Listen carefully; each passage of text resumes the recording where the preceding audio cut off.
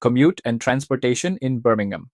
Commute is one of the areas where Birmingham surprises people the most, especially those moving from larger or faster growing metros. The Birmingham metropolitan area is fundamentally car dependent.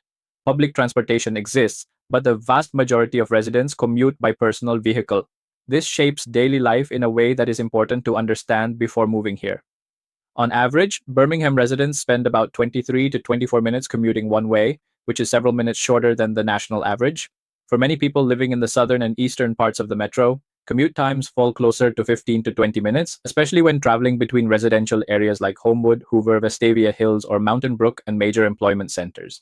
Traffic congestion does exist, but it is moderate rather than constant.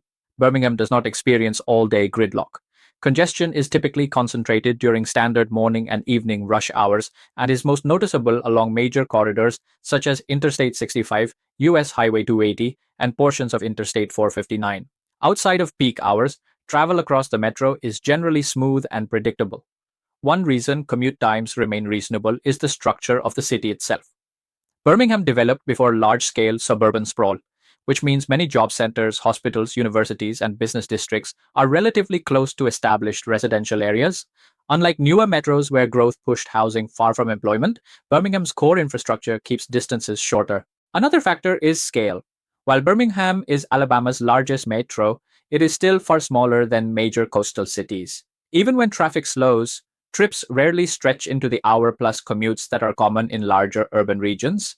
For most residents, daily driving remains manageable rather than exhausting. Public transportation is limited but present. The regional transit system primarily serves the city core and select corridors, making it more useful for residents living and working within Birmingham proper than for those commuting across the broader metro.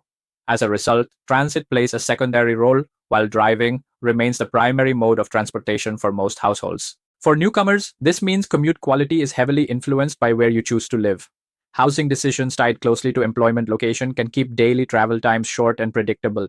Many residents deliberately choose neighborhoods within a 5 to 10-mile radius of their workplace, which is feasible in Birmingham in a way it is not in larger, more spread-out metros. In practical terms, commuting in Birmingham is rarely the defining stress of daily life.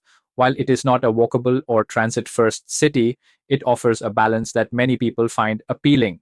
Short to moderate drive times, limited congestion outside peak hours, and the ability to move across the metro without constant delays.